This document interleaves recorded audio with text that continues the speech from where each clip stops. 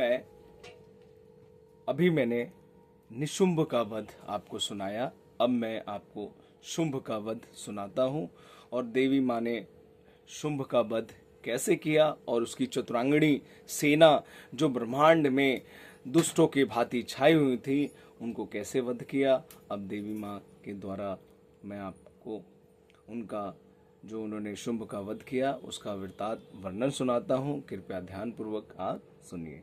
मैं मस्तक पर अद्र चंद्र धारण करने वाली शिव शक्ति स्वरूपा भगवती कामेश्वरी का हृदय से चिंतन करता हूँ, प्रार्थना करता हूँ और वे तपाए हुए सुवर्ण स्वर्ण के समान सुंदर हैं। सूर्य, चंद्रमा, अग्नि ये तीनों ही उनके नेत्र हैं तथा वे अपने मनोहर हाथों से धनुष, बाण, अंकुश, पाश, शूल धारण किए हुए हैं।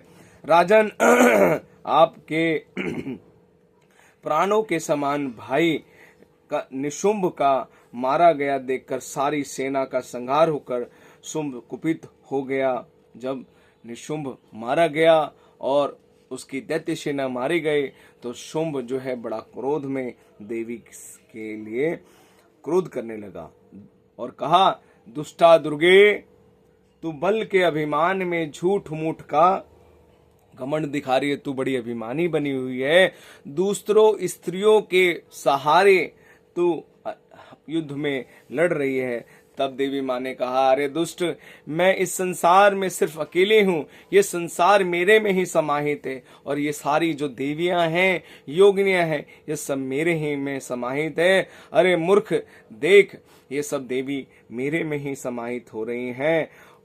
इतना कहने पर सारी देवियां, सारी योगिनियां मां अंबिके के शरीर में समा गईं और देवी ने बोला कि मैं अपने अनेक रूपों में अवस्थित होकर, प्रकट होकर शत्रुओं का नाश करती हूँ। अब ये देखो, ये सारे मेरे में ही समाहित हो रहे हैं। अब मैं सिर्फ यहाँ अकेले ही खड़ी हूँ और तुमसे अकेले ही युद्ध करूंगी। तब ऋषि कहते हैं, तदंतर देवी और शुंभ दोनों ने देवताओं तथा दानवों में देखते देखते भयंकर युद्ध छिड़ गया और समय देवी माँ में और निशुंभ और राक्षसों में भयंकर युद्ध छिड़ गया। वर्षों बाणों की वर्षा, तीखे शस्त्र, दारुण अस्त्र प्रहार के कारण दोनों ही युद्ध लोकों में ऐसा भयंकर प्रतीत होने लगा। उस समय अंबिका ने सैकड़ों दिव्य अस्त्र छोड़े और दैत्यराज शुंभ ने उसके निवारण अस्त्रों से काट डाला। इसी प्रकार शुंभ ने भी जो दिव्य अस्त्र चलाए उसे परमेश्वरी ने भयंकर हुंकार शब्द से उन सबको खिलवाड़ में ही नष्ट कर डाला। तब उस असुर सैकड़ों बाणों से देवी को आच्छादित कर दिया।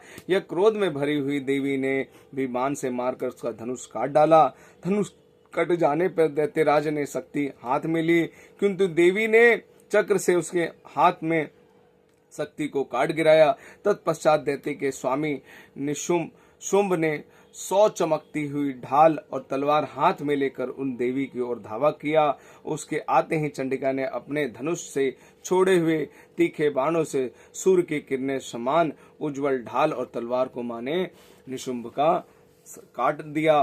फिर उस दैत्य के घोड़े, सारथी सब मारे गए। धनुष पहले ही कर चुके थे। अब उसने अंबिका को मारने के लिए क्रोध करता हुआ देवी माँ के ऊपर मुद्गल मतलब गदे का प्रहार किया। उसे आते देखकर देवी माँ ने तीक्ष्ण बाणों से उसका मुद्गल काट दिया, जिस पर वह असुर मुक्का तान कर बड़े वेग से देवी की ओर झपटा। उस दैत्यराज ने देवी की छाती में मुक्का मारा।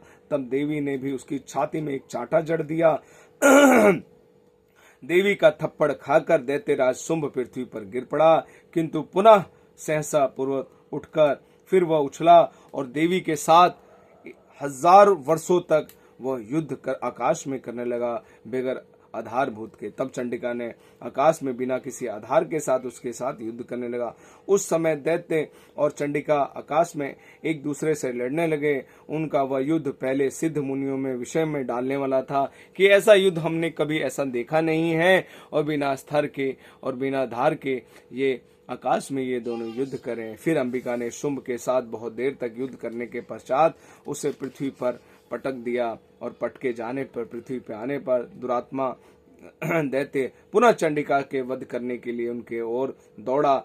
तब समस्त दैत्यों के राजा शुंभ ने अपनी ओर आते देख देवी ने त्रिशूल से उसकी छाती छेद डाली और वह गिर गया। देवी ने शूल से धराशायी होने पर उसके प्राण पखेरु उड़ गए।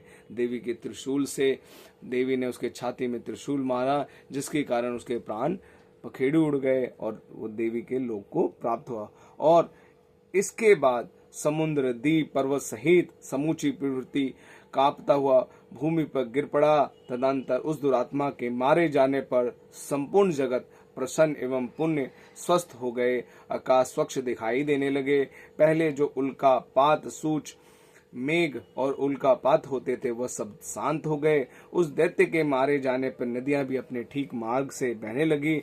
उस समय शुंभ के मृत्यु के बाद संपूर्ण देवता के हृदय में हर्ष हुआ और गंधर्व मधुर गीत गाने लगे। दूसरे गंधर्व बाजा बजाने लगे। अप्सराएं नृत्य करने लगी। पवित्र वायु बहने लगी। सूर्य की प्रभा, सूर्य की किरणें उत्तम हो गई। अग्निशाला की बुझी हुई अग्नि अपने आप प्रज्वलित हो उठी और संपूर्ण दिशाओं में भयंकर शब्द शांत हो गए। इसी प्रकार श्री मार्कंडेय पुराण के शावनिक मनवांतर के कथा के अंतर्गत शुंभवध नामक अध्याय समाप्त। बोल साचे दरबार की जय। बोल मां कात्यायनी की जय।